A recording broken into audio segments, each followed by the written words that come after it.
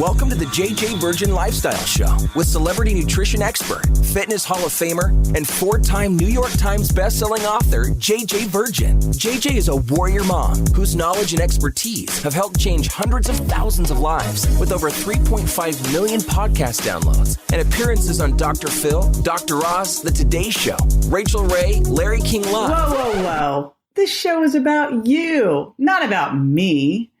I want to help you find practical, real-world ways to dial in your health and mindset so you can finally lose that weight and feel strong and energized. Stop settling for less than your personal best. It's time to find out how to look and feel better than ever. And I'll be right here with you the whole way. Hey, today we are going to answer a question that keeps coming up and coming up and coming up. So first question I always get asked is, what the heck should I eat? But beyond that, and really I wrote the Virgin Diet to help you figure out which foods work for you and which foods don't. And then the next question is, okay, how much? How much of the different things? And of course, Sugar Impact Diet is really written to help you figure out where sugar is sneaking in and how many carbs you should have.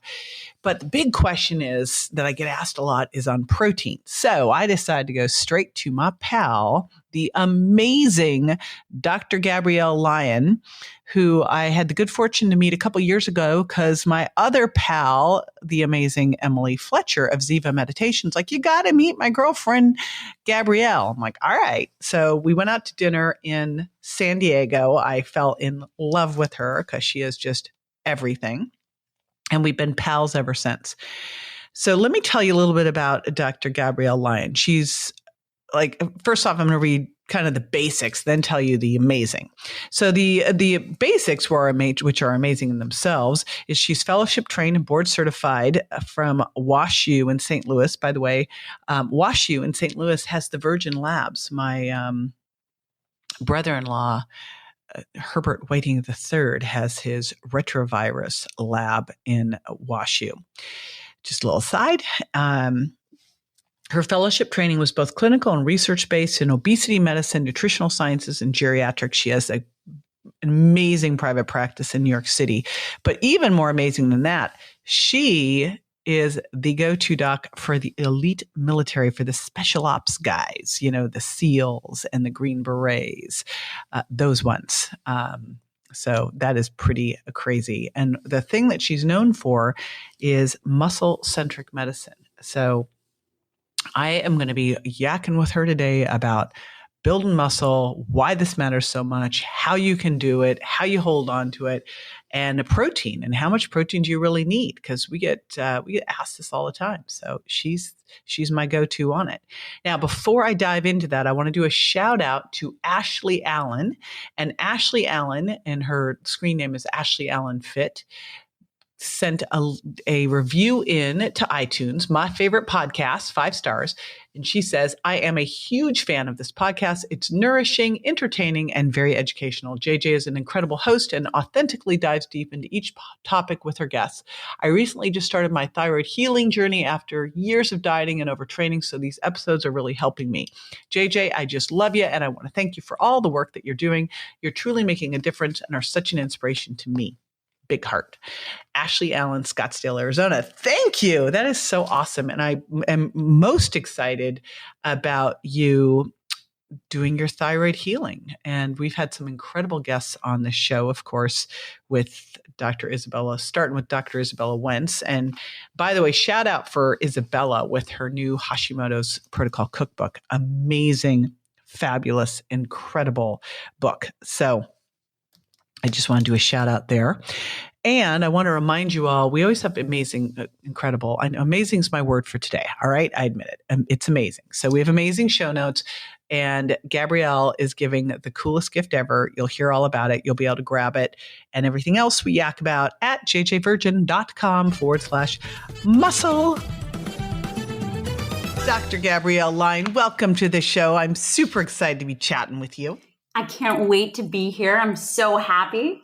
Wonderful. Well, believe it or not, like, this is going to sound crazy to you, but we've actually not talked about protein and muscle. We've not talked about it on this podcast yet. I get asked all the time, how much protein should I eat? And like, how do I build muscle? So I am glad that I went straight to my number one source for all this. But what I love to dive into and start with is you're known for muscle-centric medicine, and you're my go-to on all of this. But how did you get into this? I love this question. I happen to be a second generation functional medicine practitioner. My godmother, her name is Liz Golipsky, is one of the original OGs of functional medicine nutrition. And I moved in with her when I was 17. And that really changed the trajectory of my education. I became very interested in nutrition. Then I went to my undergraduate in human nutrition, vitamin, mineral metabolism. And that was all about protein. I trained with one of the world leading experts in protein metabolism.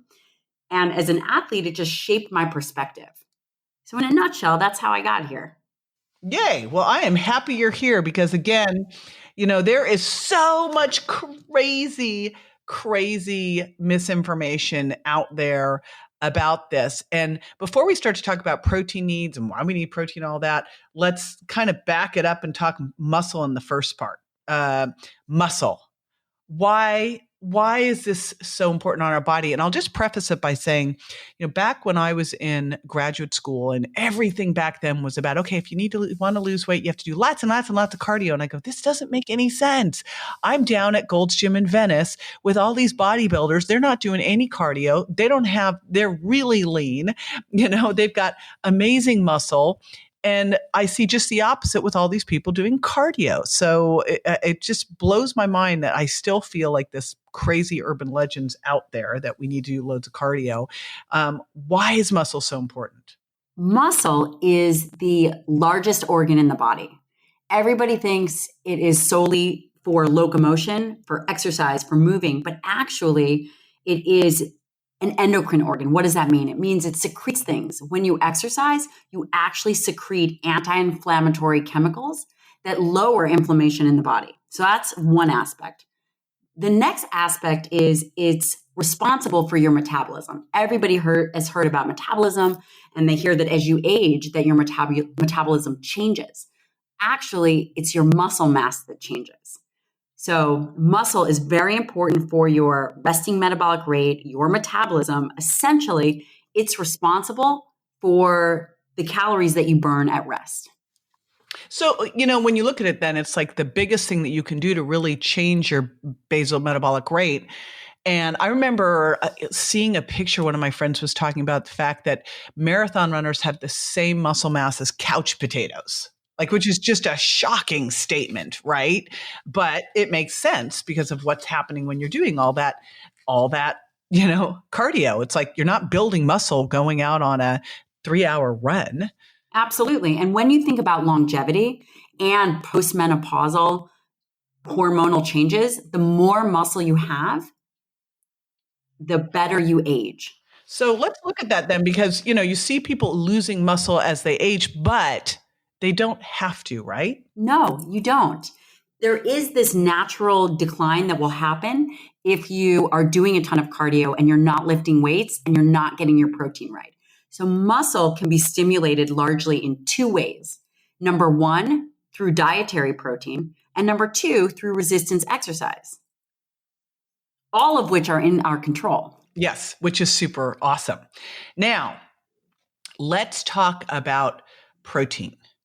Because in terms of building muscle, I think there's this idea that, what you just really need to do is just eat a lot of protein. It's like, well, you actually have to stress the muscles too.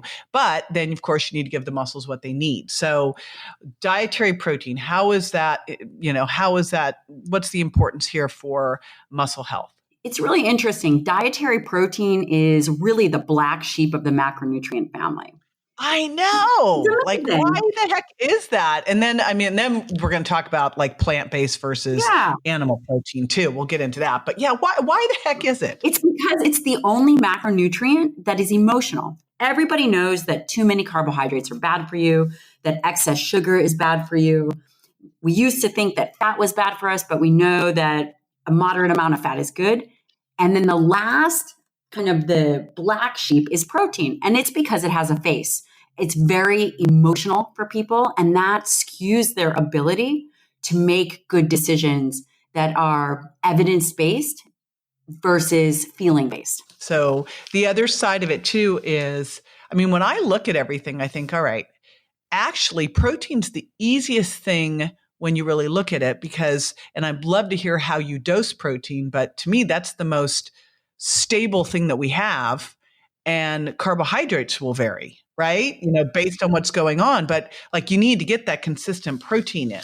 So when you look at how much protein someone needs, because again, this is like this question I get asked all the time. And oh my gosh, you read the different research or not research, you read the different recommendations by all the health experts. And someone like never eat animal protein. Then someone's like, you need to eat lots and lots. It's like, okay, okay, expert. And it's very confusing for people. It's very confusing.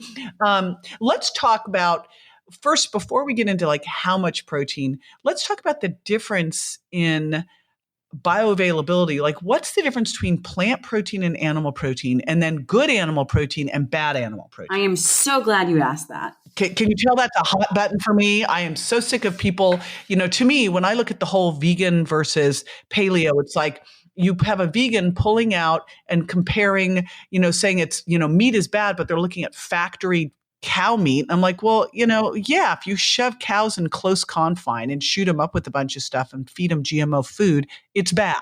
That's not what we're talking about. So, okay, now I'm going to breathe and let you just go on your rant. So the very first question you asked me was, why is protein important? And why is it important for muscle? Well, protein is so important for muscle because if you think about it, like feeds like. So animal sources feed our muscle tissue. And the reason that is so important is because it's based on something called branched chain amino acids. And I don't want to get too deep into the science because I want this to be usable for everybody. But the quality of protein is determined by that very thing, which is the branched chain amino acids.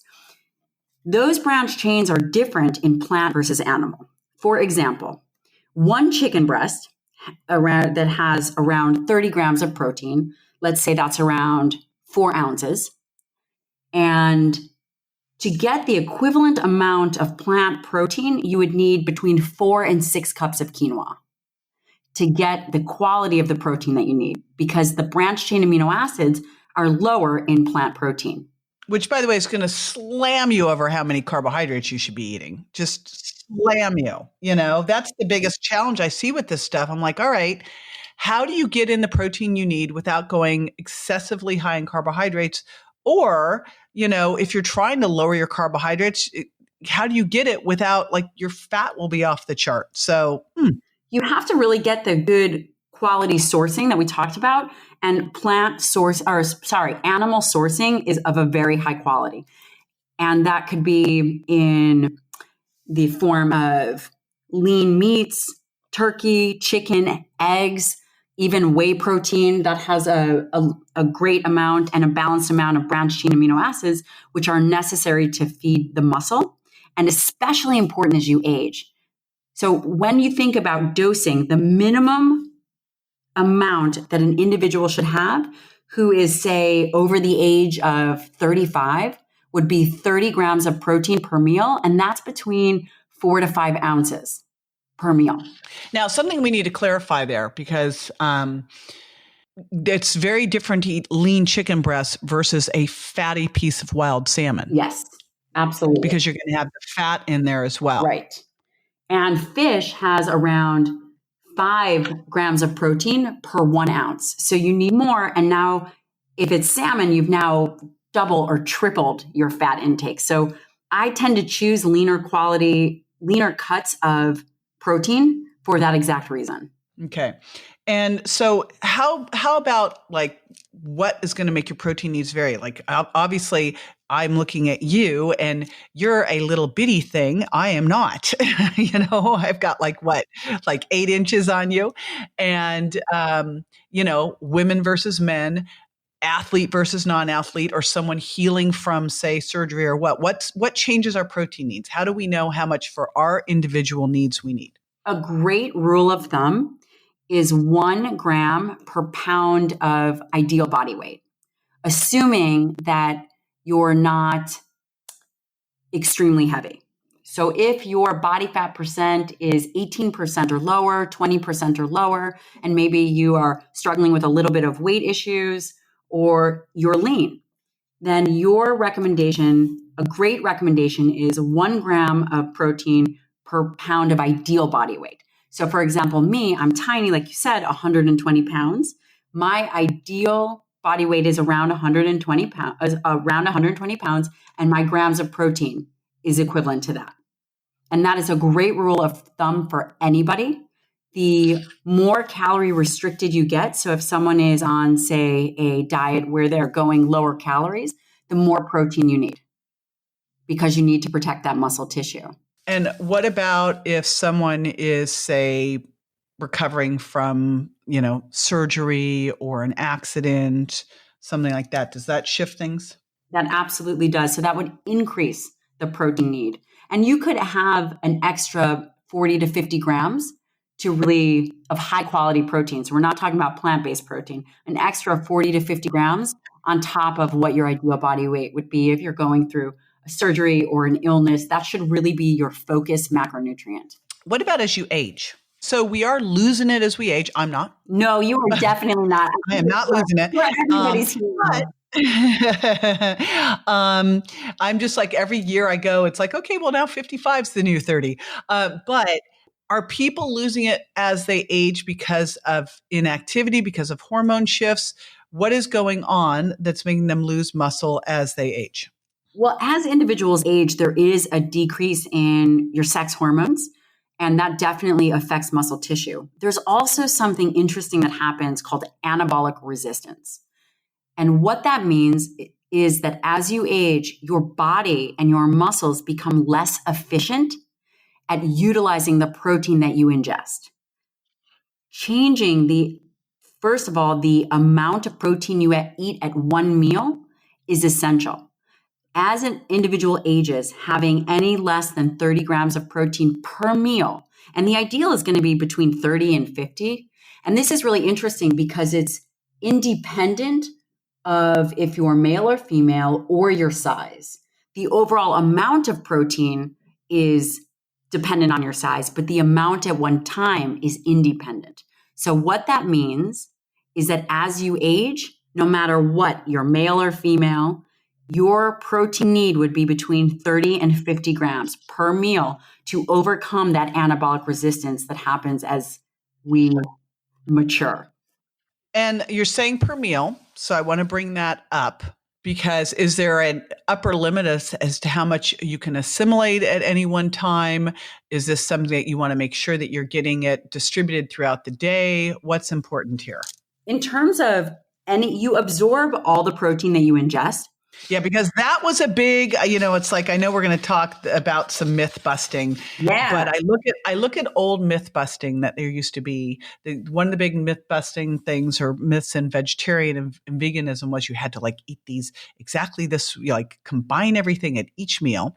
And then the other one was don't eat over this amount of protein at a meal because your body won't assimilate it. So very complicated. Very complicated. You're it's like, you get fearful at a meal, what happens here? It's gets ridiculous. So in terms of distributing over time, that's actually key.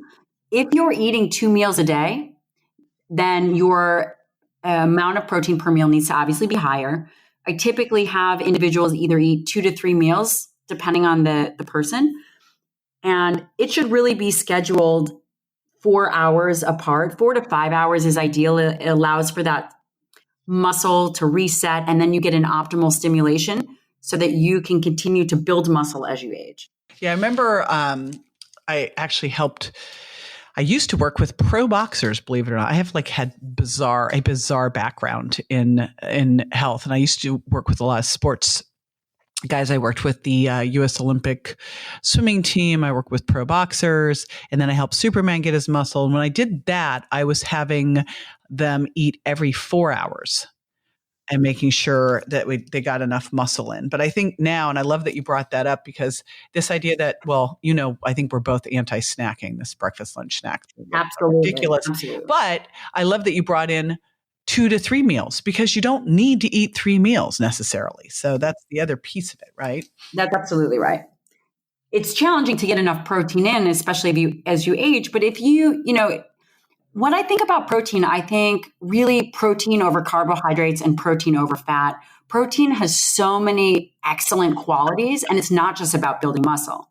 It increases the amount of fat that you burn in your body. It helps your immune cells. It helps repair your gut. It does all these amazing things. So if I had to pick one thing to eat, I would err higher on the protein than I would the fat or the carbohydrates. So any other weird myths that we could bust out there that come to mind besides the ones I brought up?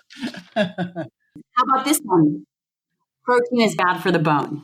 Oh, yes. What about protein, bones and kidney? Bones and kidney. So bone is actually made from protein. Those individuals that consumed higher protein throughout their life had highest bone density. That's a massive myth. And the other one that I hear all the time is protein is bad for the kidneys.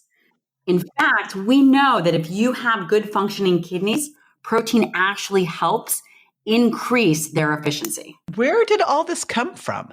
The myths or the science? The myths. I mean, the myths on bone health. I'm assuming the bone health one came from the people being concerned about the acidity of protein, but I would assume that is very easy to offset if you're eating vegetables like you should be. Absolutely. Absolutely. And we know that the acid alkaline story isn't really true, that the body does a very good job at buffering. And if you're eating any kind of green vegetables or a green drink, then that really does offset it. The other thing that people talk a lot about is that protein causes cancer. And that is 100% not true. In fact, there's never been any data to prove that has been done in humans or, when you look at the statistics, if you actually look at the papers, it's not true. I'll give you an example. There is something called a risk ratio, right? And that just means that the higher the number, the more likelihood that it's correlated to cancer or that thing. Smoking and cancer has a number of 12, right? Protein and cancer has a number of 1.3. In order for anything to be considered significant, it has to be 2 or above. All that in saying that protein absolutely does not cause cancer. There's never been any evidence that shows that or indicates that.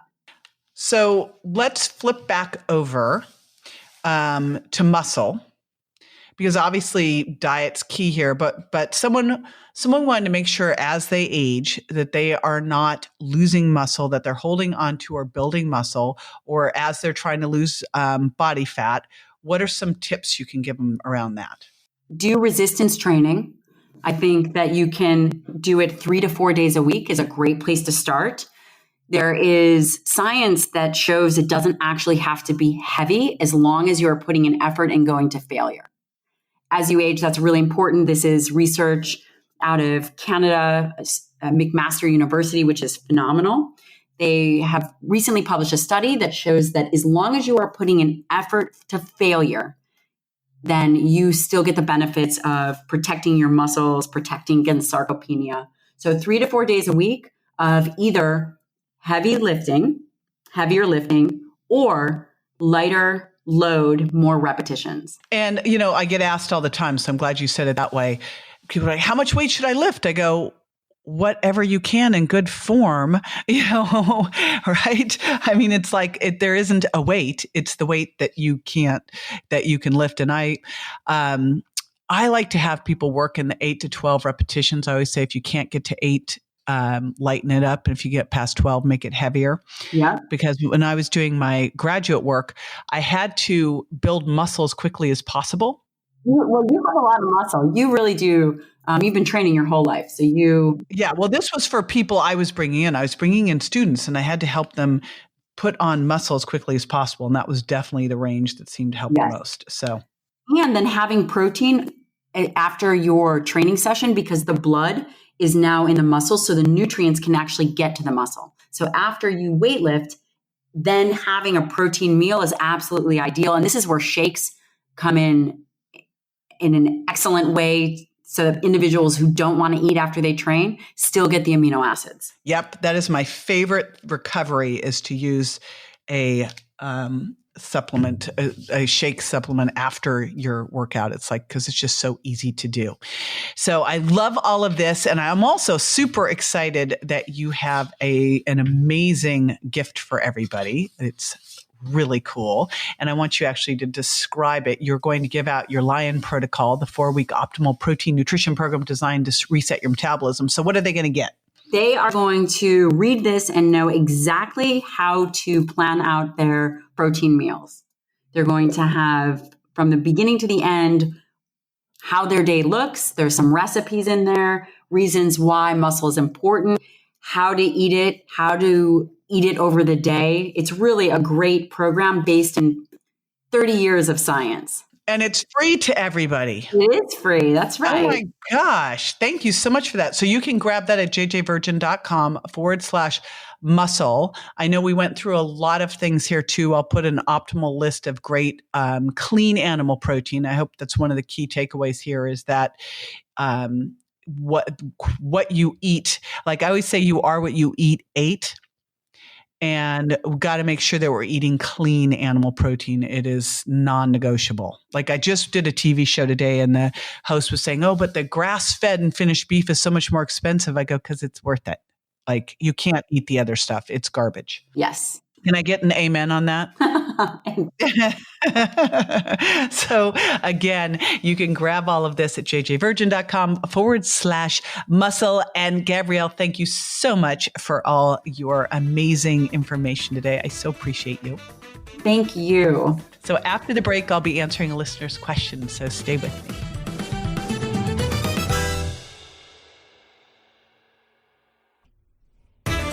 Welcome back. This is the time where I answer a listener's question. And this one came up when I was doing Facebook Live. You know, I grab a lot of these from my Facebook and Instagram Lives. I like to simulcast that. So join me over at jj.virgin on Insta or JJ Virgin Official on Facebook. I try to go on a couple times a week, and I have a bunch of fun guests on too. So it's a good time. Come join me. Anyway, someone jumped in and was like, all right, what do you eat for protein? So here's what I do. My trifecta is clean protein, healthy fat, and fiber from loads of non-starchy vegetables and a little bit of slow, low impact carbs. And so my typicals are this. I do my bone broth protein powder, my JJ Virgin all-in-one protein powder. And we'll put the smoothie recipe for this in the notes, where I throw in some greens, some avocado. Sometimes I throw in some berries. I tend to not do that though. I put cherries in for my hubby. He loves those. But I tend to do coconut milk and a little bit of green banana for the resistant starch, a little avocado. I keep that frozen. It works really well. And then my bone broth protein and some ice. And then what I really love to do is swirl in some almond butter, salty. Love that combo of sweet and salt. So that's one of the things that I do. And then the other thing I tend to do is have a salad on a regular basis. Now, the protein sources I tend to eat the most are, and what we like to do is make protein, and then I'll have the leftover the next day, is pastured pork. We'll do like once a week. Wild salmon or halibut. I try to do fish a couple times a week. Pretty much the fish I eat are wild salmon or halibuts, and then scallop, shrimp, lobster, or crab. My favorites there are these like big stone crab claws that I dip in ghee, grass-fed ghee. Oh my gosh. I will do chicken. I think chicken's the hardest thing to find really clean, but pastured chicken. And then while grass-fed beef, I feel the best getting grass-fed beef in a couple times a week, but I do very clean grass-fed and grass-finished beef. And so that's where I tend to eat my protein. And then if I'm cooking some at dinner, we like to make some that's leftover for the next day, makes it easy peasy. So a lot of times lunch is a salad with that, and then I'll throw in some nut cheese or some nuts.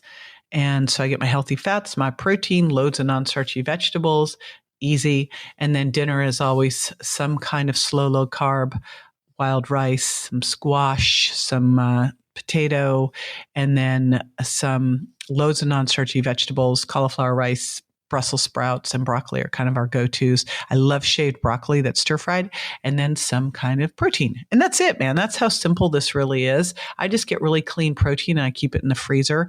Shout outs to my buddies over at Vital Choice for my wild fish, the best wild fish anywhere. Amazing. And we'll put some of the resources of the protein sources that we really like in the show notes and how to get them. There you go. So it's easy for you to do. All right. I want to remind you again, jjvirgin.com/muscle to grab those show notes. And I would love to shout you out on the next show. So if you haven't left a review yet, please do. And if there's something you want me to yak about or a guest you want, just let me know and I will go hunt them down. All right. It's been great. I so appreciate you. Bye. That's all for this episode of the JJ Virgin Lifestyle Show, which marks another step towards a healthier body and mind. Don't forget to rate, review, and subscribe to the show, and we'll talk to you next week.